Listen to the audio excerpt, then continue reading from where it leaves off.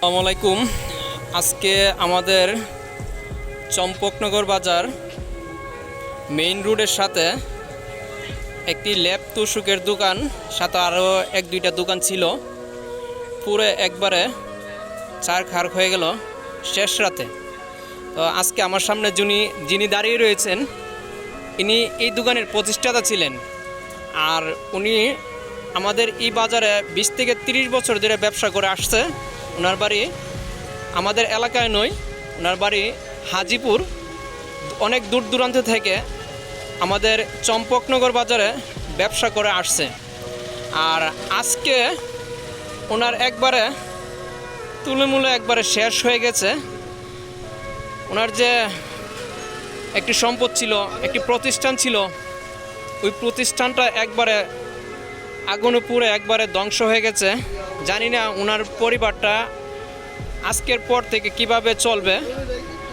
আপনারা যারা ঊর্ধ্বতন কর্মকর্তা রয়েছেন, দানবীররা রয়েছেন, আমার এই ভিডিওটা যদি আপনাদের কাছে পৌঁছায়, অবশ্যই একটু গুরুত্ব সহকারে দেখবেন।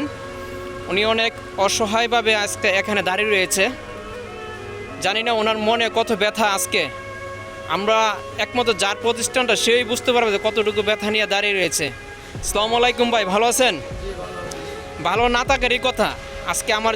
আজকে আপনার যে একটা ক্ষতি হয়েছে আপনার প্রতিষ্ঠানটা, তো আপনি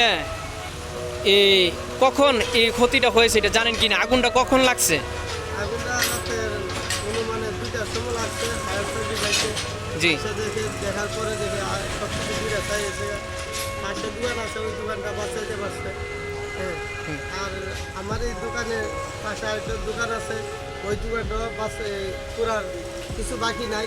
আমার দোকানটা একটু রয়েছে, আর কোনো বিন্দু পরিমাণ কোনো জিনিস রয়েছে না, লোহার জিনিস সহ পুরে ছাই হয়ে গেছে। আপনার যে এত বড় একটা ক্ষতি হলো, আপনি কি রাষ্ট্রীয়ভাবে কোনো আর্থিক অনুদান চান কিনা, সহযোগিতা করতো কিনা আপনাদেরকে? আপনার যে একটা ক্ষতি হয়েছে। আমার তো অনেকগুলো ক্ষতি আছে। আমার দোকানটাই ছিল বর্তমানে পুঁজি, এখন তো আর দোকান নাই। আমি ধরতে গেলে অসহায়ের মধ্যে আছে, হ্যাঁ, বাচ্চা কাচ্চা এবং পরিবার নিয়ে। আমি পারি না। জি জি, আমি কি যে বলবো, আমার ভাষা নাই। আমি এরকম ভাষা প্রকাশ করতে পারি না। আমি যে এই ঘরটা পুরার পরে আমি আইসে দেখি, সকাল ঘুরে আইসে দেখি 4টার সময় ফিরে চাই হয়ে গেছে। মানুষ আইতেছে, দেখতেছে, বিভিন্ন মানুষ আইতেছে, আইসে এই মানুষের সান্ত্বনা দিতেছে। সান্ত্বনা দিলে কি ভাই মন?